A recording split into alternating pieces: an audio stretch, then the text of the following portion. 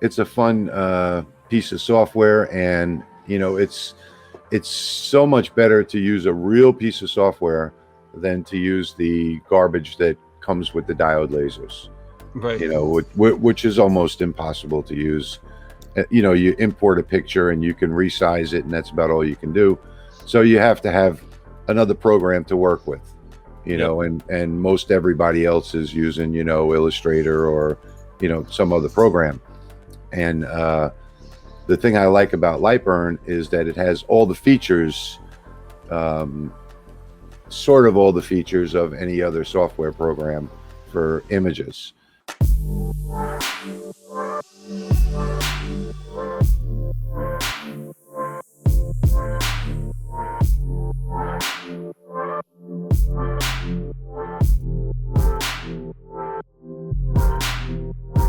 What's up, everybody, and welcome to the Laser Source Podcast, the #1 podcast if you're looking to grow or scale your laser business. We've got a ton of great interviews coming up, and we're starting this awesome string of interviews with the Louisiana hobby guy. Rich, what's going on, man? How are you today?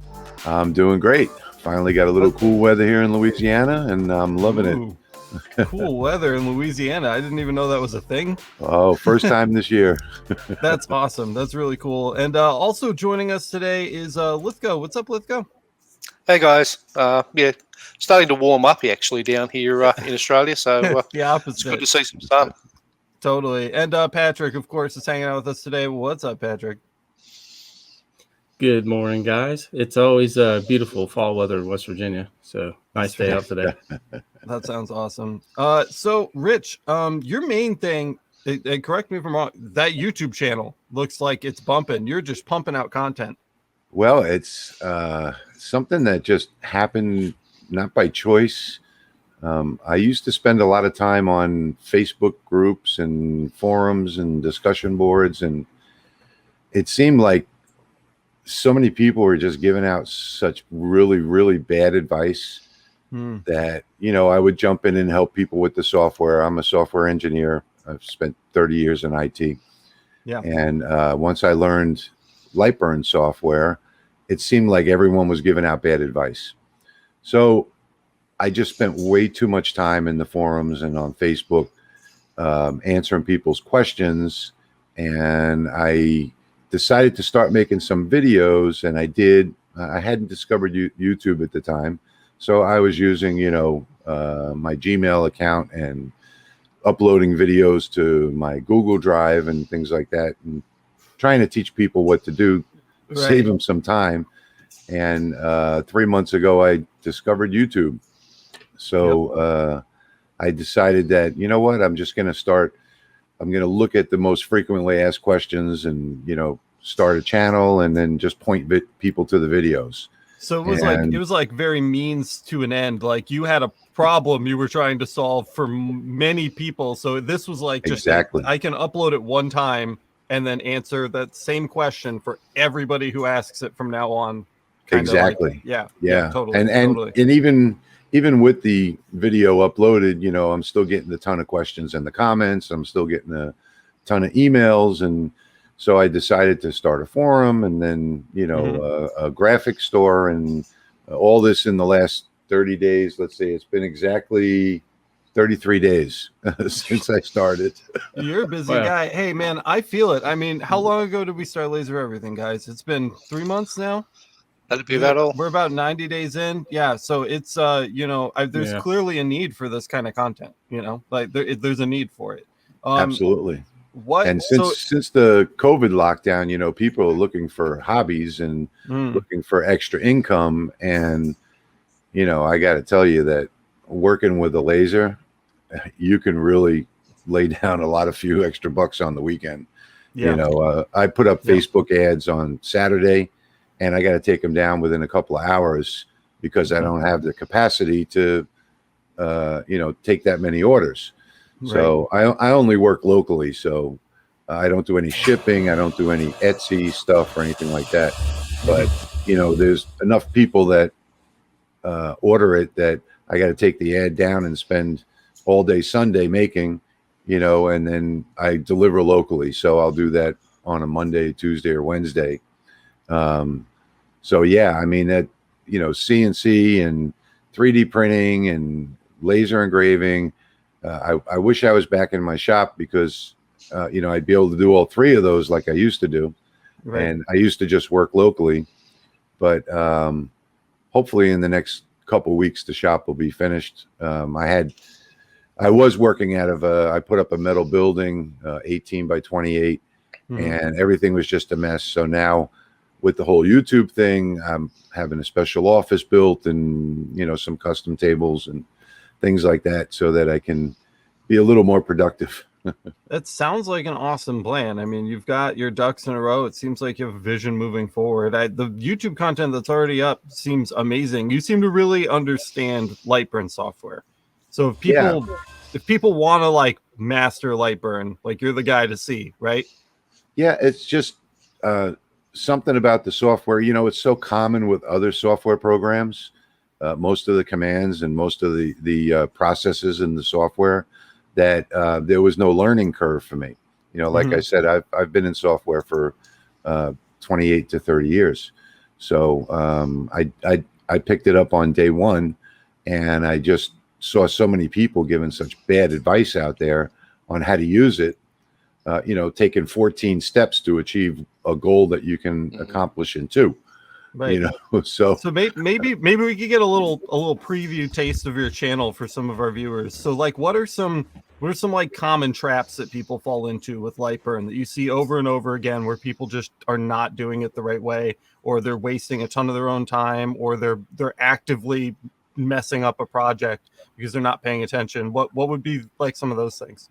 I think probably the number one thing is that people want to join shapes in Lightburn, and they come up with a 15-step procedure for one Boolean action, if you know what I'm saying. Like, so to combine. If you have like a graphic and you want to put a person's name across it, they come up with all these different steps to do it, when you have now with the new version 1.0 and above, they have the Boolean assistant. So you can actually bring that down, and preview what it's going to look like using the different Boolean functions. So I think that's probably the number one problem that people have. The number two problem is just connection issues, which I haven't really addressed. I usually refer them to the Lightburn video on how to connect to their laser and how to set up their laser. Yeah, because that's not really something that I want to teach. I want to teach people how to make it, how to make money with it, and do simple things. Like this morning, I'm working on this. Well, actually, I'm working on a custom clock for someone this morning. But last night I did this 7-layer butterfly out of 2mm wood, and seven different layers with really fine cuts. I don't know if you can see it on the video. I can definitely see it enough to appreciate it. And you can see the antennas.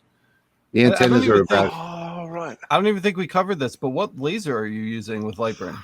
I am using a cheap Chinese Ortour laser, but I did modify the laser head. I picked up a 4640 from Najay, which they claim that it's 40. They actually claim that it's 80 watts, which we know is not true.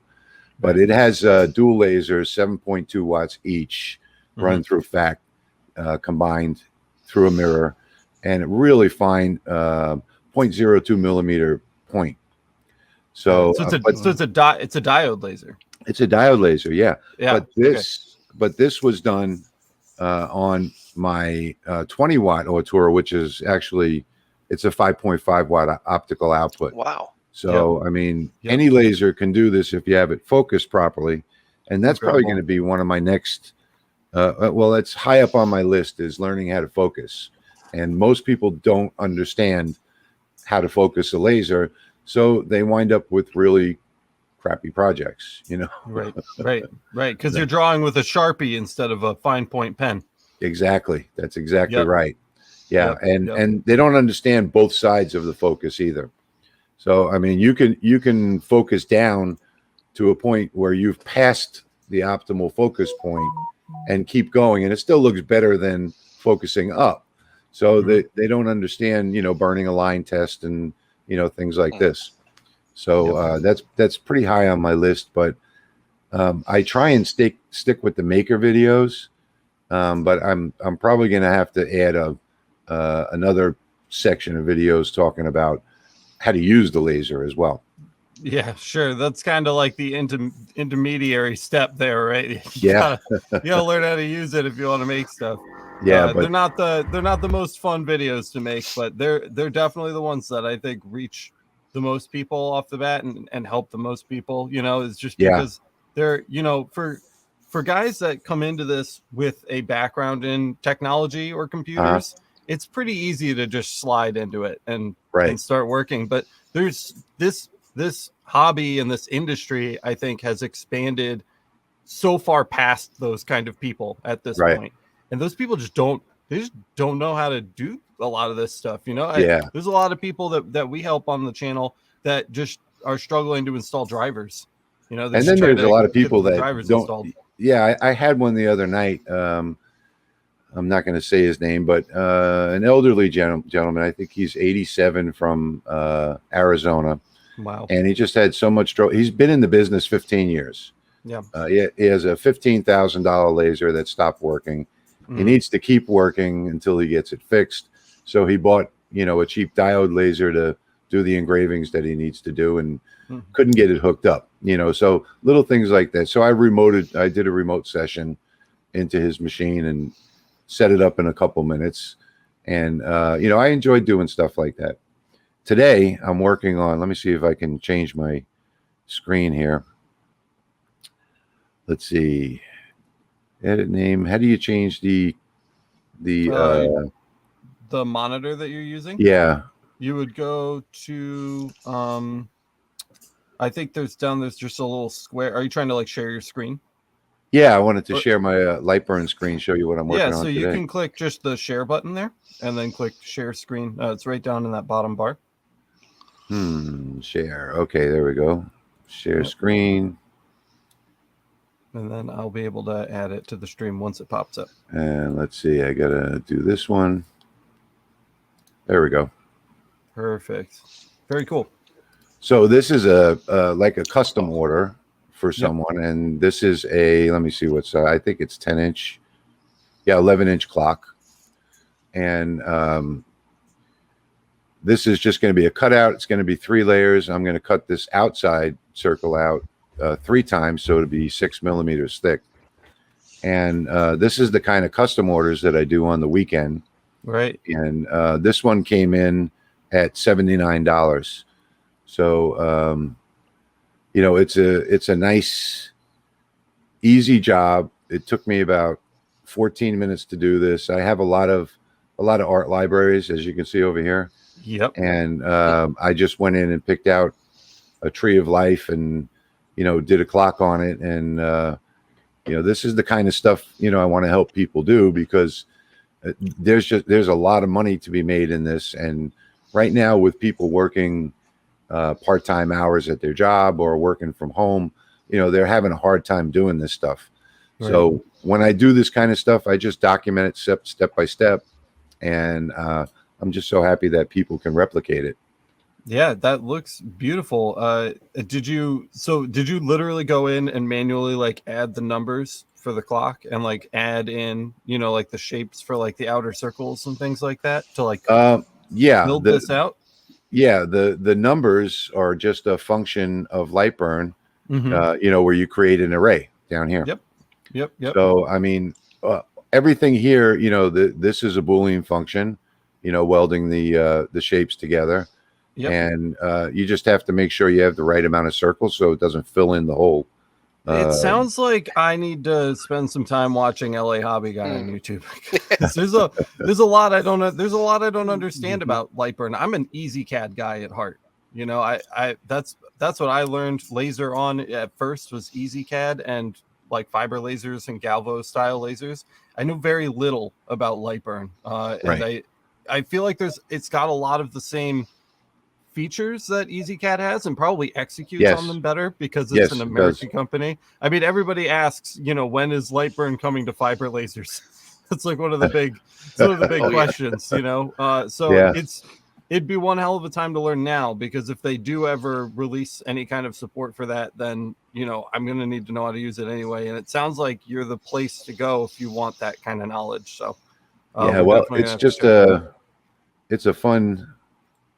it's a fun piece of software, and it's so much better to use a real piece of software than to use the garbage that comes with the diode lasers.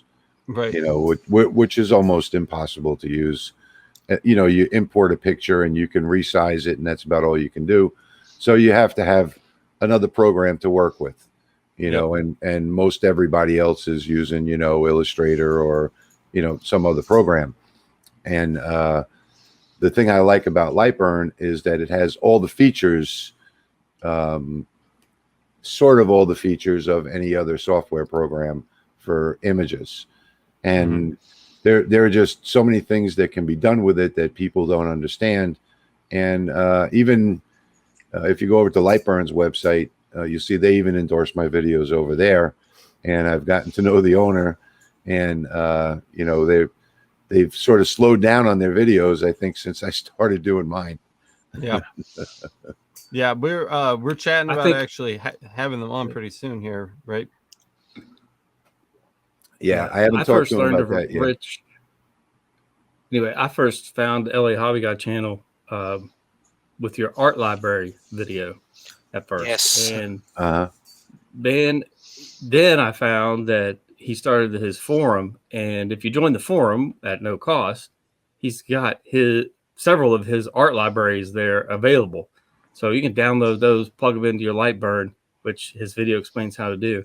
And you're off and running with all kinds of graphics just one click away from you. I've got about 14 libraries amazing. up so far, but I've been working with the laser and Lightburn for a couple of years now, since the beginning really of diode laser hobby. I got the very first one that was made by Auteur 3 years ago, and I guess I have I think the last count was 144 libraries. Wow. But I've got 14 of them up, for free download so far, and I'm probably going to add like one new one every week. And I think these things should be, some laser companies, they give you some really crappy art libraries when you buy their $10,000 laser. Right. Some clip art that you can pick off the internet. But I've been in IT for a long time. I've been designing websites and graphics for more than 20 years. And I have this huge 2 terabyte library of graphics that I've designed for other people and for websites and for all sorts of things. And I've brought all of those into my art libraries. So I think the last count was 144 art libraries that I've got that, I think we should all share our art libraries. Yep. And working in Lightburn, you to be really proficient at it, you need to have art libraries. You need to have cut libraries. So you need to know what material you're working with, how it cuts. I really don't like going in and tweaking my cut and my engrave settings. So I've created the cut libraries as well for different materials, and I like just going in and say, oh, there's 3 millimeter ply. I want to engrave. Apply the layer. I'm done. Yep. I don't have to fool with the settings at all. Yeah, absolutely. And so, I mean, so it sounds like most of what you've done is with the diode. Have you messed with CO2 at all? Have you gotten into CO2? Well, I have probably the worst CO2 laser on the market, which is the infamous K40. Oh my gosh. Been there, done that. But I'm about to tear it apart and do a whole bunch of modifications to it and make it into a non-K40. Is it stock? Is it stock right now? Stock. Oh man, yeah. So we got to get you like a Cohesion 3D board or something, so you can get Lightburn running, because you can't even use Lightburn with that right now. No, you can't use Lightburn. Oh, Actually, I have a friend that has a broken CO2 that I'm trying to buy from him for cheap, and it's got a nice Ruida controller on it. So, Yep. you know, I want to use some of the parts from that one, and you know, make some type of Frankenstein CO2.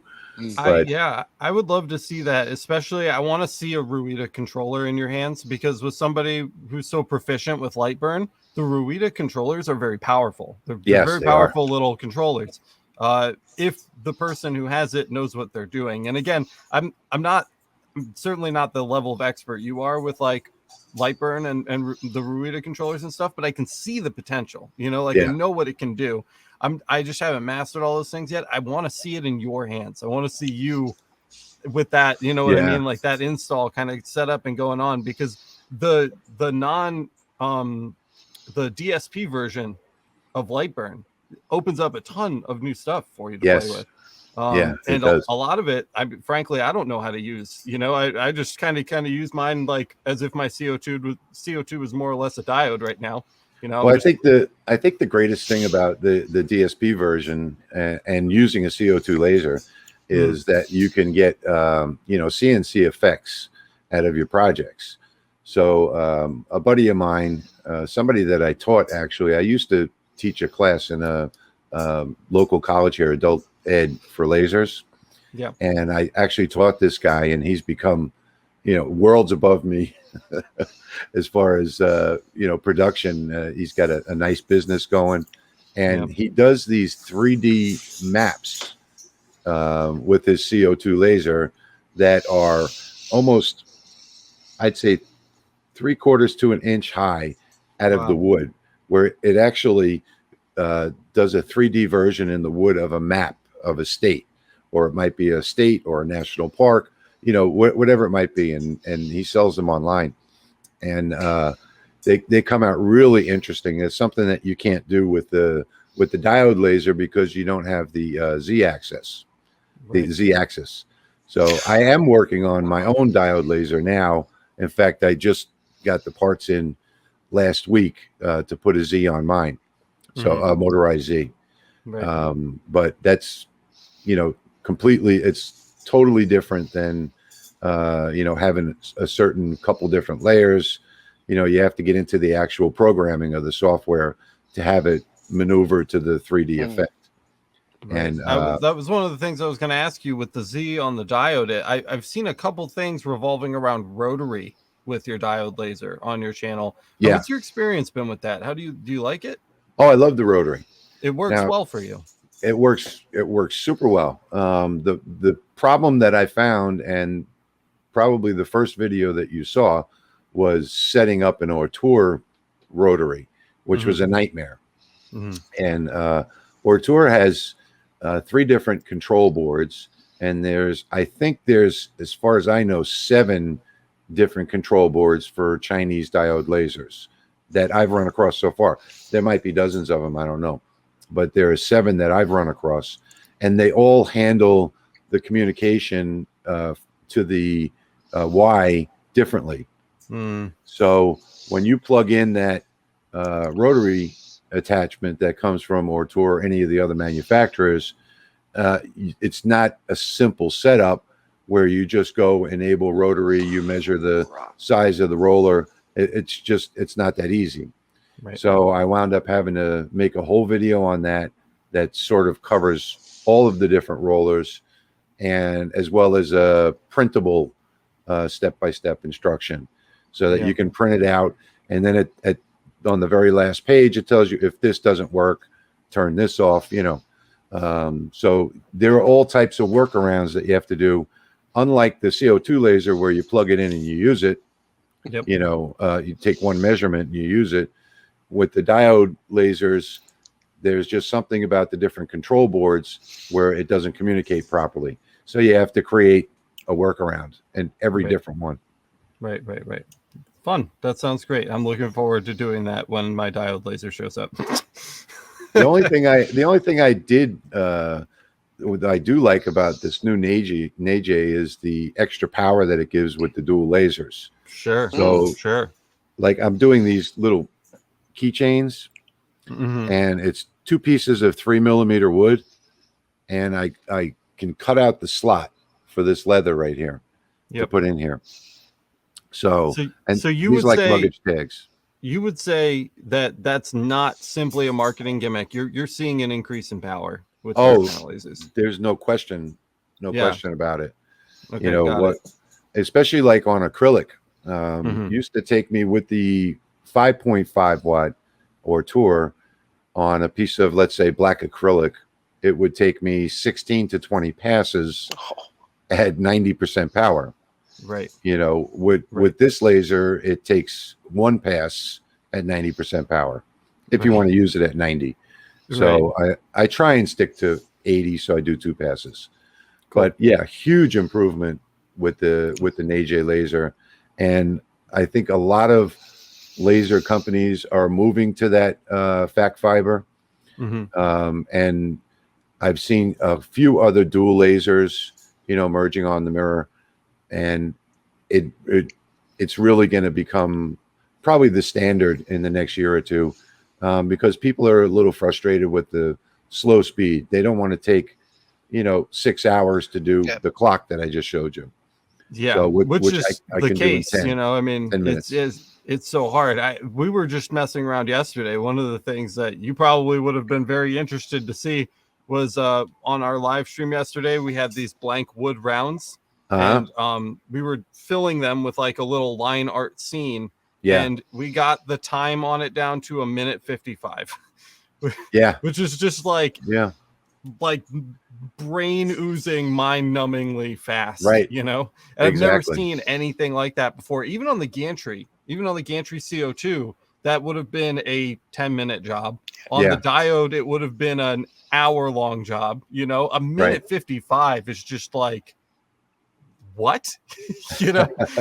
So yeah, I get that. I get that people are frustrated because sometimes I think, especially if you have a diode laser. I don't have one yet. I have one on the way because everybody asks about it, and I figured I should just have one in the shop. The show's called Laser Everything. I'm not going to use it all that often, obviously, but another thing that people don't experiment with Lightburn. So a lot of people do round stuff like coasters. Yep. And sometimes they'll do an inverted coaster where they'll burn out the background. Well, and in using a fill, if you did like an offset fill, that would cut your time by 70%. You know, instead of using a fill, using an offset fill, because it'll go around in a circle. It's constantly moving. Oh, yep. You know, and it's never over scanning. It's never turning around. It's, you know, going back the other way. It's never ramping up. It's never ramping down. It's just a constant circle. And, you know, it'll cut your time by anywhere from 50 to 70%. And especially if you're doing like big circles, a lot of people like to do these monogram circles. So, you know, it's a big 10, 12-inch circle, and you have an outside band on it, and you have the person's name going, their first initial, their last name, and their last name going through the middle. Real nice monogram things. Well, doing that outside circle, say you have it an inch wide and you're engraving it to burn it. Well, if you're going horizontally and, you know, burn here, burn there, burn here, burn there, well, it's going to take you 10 times as long to do something that size. Yeah. And you know, those are the little things. Most people get started with Lightburn, they learn a little bit, and, you know, they make a coaster and they say, oh wow, this is great, you know, I'm going to do this for a living. And then they find out it takes them 3 hours to make 10 coasters, and it's like, well, maybe I better learn a little bit more about the software. Yeah, so, this is exactly why I need to watch your channel, because I did not know that was even a thing, and I've been over scanning my circles for 8 years. Right. You know, exactly. Like that sucks. I didn't even know it was a thing. So now I have something to go research after the show, because those are the kind of like little tips and stuff that I think that people are really going to get out of your channel, you know, and absorb. Like just something that small is going to add so many hours to your life. Yes. You know, you just explained it in like 10 seconds. Yeah. So I want to make sure that people know where to go to find the stuff that you have to offer them, because clearly it's a lot. So can you give us just kind of like a breakdown on what what's out there, what's available. I know there's like the YouTube channel, there's a forum. What is all encompassed in that? Yeah, I have the YouTube channel, which is all, and I do only step-by-step videos. And I think that's a key thing that's missing off on YouTube, is that very few people do step-by-step videos and include every step. You know, even if I make a mistake, every step is included in the video. So when you miss one step, you lose the whole purpose of the video. It's not going to work for you. So I have the YouTube channel with the step-by-step walkthroughs. I have the forums at lahobbyguy.com. That's my blog, and then on there's a link to the forums. And I have I've been starting to put up Lightburn files and graphics and even some fonts that I've created at engravingcutfiles.com, which is my website where I make a couple dollars. Yeah, that pays for it. What? So is the blog, is that active? What kind of stuff do you post on the blog? I only a lot of people are subscribed to the blog, so I only put up links to the videos on YouTube, where they're not real YouTube people, right? But they get access to it there. Exactly. So that's basically what the blog is, and I probably should write some articles and put up there, but most people aren't reading them. I found that out in the beginning, and so I'm just using the blog as it's just my main website for the LA Hobby Guy. And we're in the video age. Yeah, you know, exactly. especially in this industry, it's so much easier to show you how to do something in Lightburn than it is to tell you how to do something in Lightburn. Yeah, absolutely. And I can tell you, you know, I wasn't a YouTube person, so I didn't even discover YouTube until 3 months ago, like I said. Right, and I love for you that it's like, it's not like this vanity project. It's like it's a means for you to deliver information. You know? Yeah, nobody even knows what I look like. That. I have a big appreciation for that, man. I really do. I think that's really, really awesome. I love the channel. I love the content. I love your approach. We try to do the step by step, and even if I make a lot of mistakes on this channel, and everybody sees all of them all the time, because if you just skip over that, if you cut that out, like you're gonna lose everyone while you're working through that tutorial, because they don't understand. Like, you have to show that. And then there's other channels where it's just like, here's 8 hours of time lapses, and like the projects look great, but they're just like they're time lapses, and it's like, that looks awesome, but I have no idea what you're doing, you know. No details.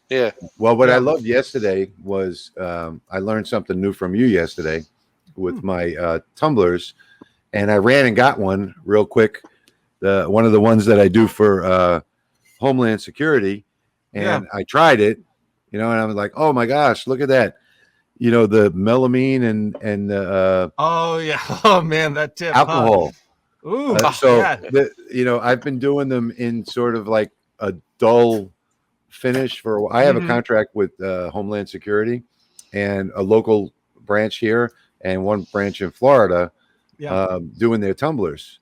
And they always they weren't shiny. Yeah, I mean, it came out okay. They look good, and that's what I thought they were supposed to look like until yesterday, when I saw your video, your live stream yesterday. Yeah, the magic erasers with the alcohol is just well, I never do that, and I ran right to the kitchen. You get a little Zep too. You gotta make sure you don't forget your bottle of Zep for that last layer of polish too on there. That's good. No, and that's funny because I use Zep for lots of stuff, especially like for cleaning my motorhome. So after you do the alcohol, like, you can get kind of like a residue that's left over from the powder coat or whatever. The Zep just picks it right up and leaves it like automobile shiny. So the Zeps will last a little bit there. But all right, good. Well, I appreciate that tip.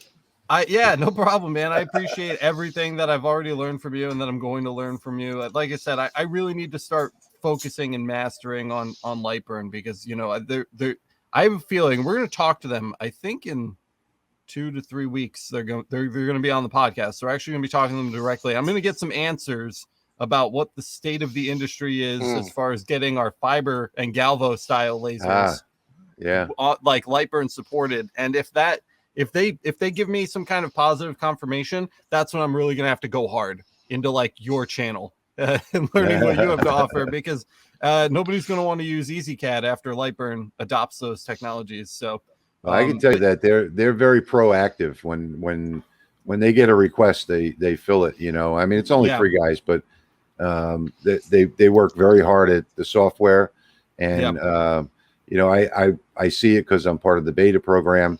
You know, and they're constantly, and if you see all the updates, I mean, we're up to, what is it, 1.02 or something? 4. yeah, You 4 know, now. 4, Yep, yeah, that's 4 right. now. Oh, Yep. 4, Yep. yeah. Yep. And we were at 0.94 just 3 months ago. They're You know, definitely so the good guys of the industry. They're like the absolutely, lawful good would Yeah. be Lightburn, right? and I'd Well, love to see say that too, D&D because terms.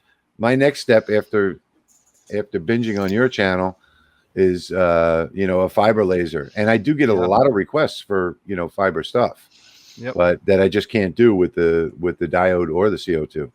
Right. Yeah. Well, dig in, man, because there's a lot of, it's a whole nother thing, and it is not the beautiful waltz that is Lightburn.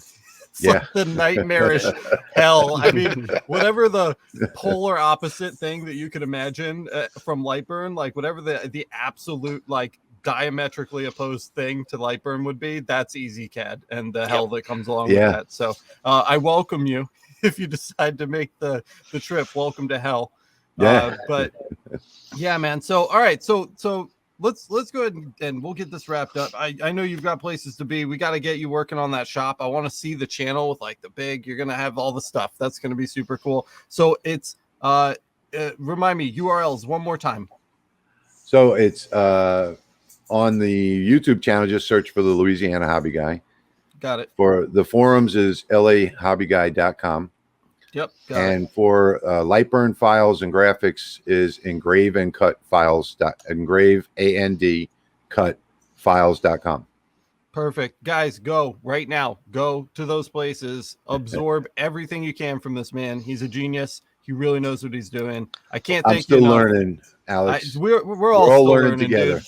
But you're learning. You learned more in the you're ahead. You know. So somebody told me once, you don't have to be a master at something to teach. You just have to be a couple steps ahead of the guy behind you. Yes, And that's right. that's And how we teach what we most need to learn. So, and Right. that's me, really. Right. Yeah, that's me too, man. You know, I feel like I'm not like a brilliant genius. I'm just like, I have like 2 steps ahead of the guy behind me. And if I Right. can just get him those 2 steps ahead, then I can take 2 more steps. And that's Exactly. kind of how that works. So, you know, go follow Rich everywhere you can. Check out his libraries online. They're massive libraries, and there's just so many goodies in there for you. I do want to give I've talked a lot, and I never give Lithgow or Patrick any time to kind of butt in. Do you guys have any questions for Rich before we close out the show today? I would just say he does have a Facebook group for people that like Facebook. I don't know how many of you out there that do, but he does. It's Lightburn Software Louisiana Hobby Guy is the name of the group, I believe. Yeah, the group name is Lightburn Software. Yeah, excellent. And I talked to the owner of Lightburn about it, and he tried to discourage me from it. He said they used to have a group and they shut it down because they had so many problems, but I'm not having any problems with it at all. So, you know, I think as long as everybody's friendly, you know, and we're getting a whole bunch of new people joining in. I have a couple of group experts in there already that, and one guy, Keith, he knows everything, you know, everything about Lightburn. I've got another guy that does the most amazing burns on things like tiles and, you know, it's just incredible the artwork that he does. So yeah, the Facebook group is another one. I've got a Facebook page, Louisiana Hobby Guy. It's hard to keep up with everything. There's a lot of places, right? Totally. Yeah. We feel that way on the Discord too. It's just like there's always stuff to catch up on. Anything from you? Let's go before we go. No. I'd just like to thank Rich for what you're doing for both the hobby and for everyone. Thank you. I've been following you for a little while. It was mentioned on Discord, and I went, who is this guy? Went and had a look at a few of your videos and was just blown away with just little tips that, you know, you sort of throw out there. Alex does the same thing at times. He'll just mention this little tiny thing in a video and you go, I didn't know that. Hang on. So thank you. And that's what I look for. You know, I know I make the most boring videos on all of YouTube. There's no question about that. But, you know, the people aren't coming to my channel for entertainment. They're coming to learn something. But I try and throw something in there. So, yeah, I'm going to make a clock, you know, but in there, I'll show you one or two little tips. If you pick up one or two little tips, then, you know, I achieved my goal with I'm going to make that clock anyway.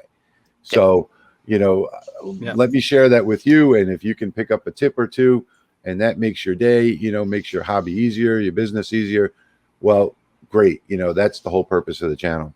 And you never know what offhand comment is going to save you 100 hours of your life, like the offset fill just saved exactly 100 hours off of my time that I'm going to have to do things. That's just really, really. And then talking about comments, Alex, that's another thing too, is, you know, the comments that I get on the channel and the comments I get in the forums, you know, they stir new ideas. Yeah. Absolutely. So it's helping me to learn too, because somebody will ask me a question that I don't know the answer to, and I've got to go click on Lightburn real quick and say, well, what's the answer to this question? Figure it out, you know, and then I can answer that question. Well, not only did they learn something, but I learned something. So, you know, half the things that I'm learning are coming from other people's questions. Yeah. Yep. That's the Discord for us, is just the fire pit. And then we draw from that and we try to create episodes based on that. And just like you said, like projects in the shop, you know, like I'm going to do it anyway. Right. So might as well as like walk somebody else through it while I'm doing it. But Rich, I've got your email now, and that means that I'm going to be harassing you pretty regularly about working together some more as we move forward into the future. So I hope we get to work together again, because I really enjoy talking to you, man. And I want to like explore other things that we might be able to do together. I think that would be fun. Yeah, absolutely. I'm incredibly grateful. Don't forget, Alex, I've got your email too, and I'm considering that's fine. Laser. That's good. You hit me up, dude. I'm here to help you out. And I just one last time, sincerest of thank yous for taking some time out of your busy schedule to spend some time with us this morning. I really do appreciate it. Oh, it's my pleasure. I've got 3 live streams today. I always appreciate. Oh my gosh, I always appreciate my my co-hosts here. We got Lithgow and we got Patrick. Thank you guys for hanging out with me today. I appreciate having you here. Thank you. And I think that's it, guys. If you enjoyed this episode of the podcast, you can go sign up for the Laser Master Academy to help support the channel. It supports the community. It supports the podcast. So go check that out. It's masters.lasereverything.net. And you'll get bonus episodes of the podcast, as well as a ton of other things, like hundreds of hours of bonus live streams at this point. Settings libraries and just all kinds of stuff. I can't even keep track of all the stuff that we I don't know how you do so many. Away. I don't either. I feel like I'm gonna die. I think I might actually die. And my daughter's coming soon. I'm having a daughter in like days, and I'm just like, I feel like that'll be just when my body kind of crumbles away. Also, don't forget to check out Rich's stuff. There is links to everything that he has talked about today. We're going to include links to all of that down in the description of the video if you're watching on YouTube, or in the show notes if you're listening. So make sure that you follow up on that, because this is information you do not want to miss out on. That's all I've got for today, guys. Thanks for joining me, everybody, and we will see you in the next one.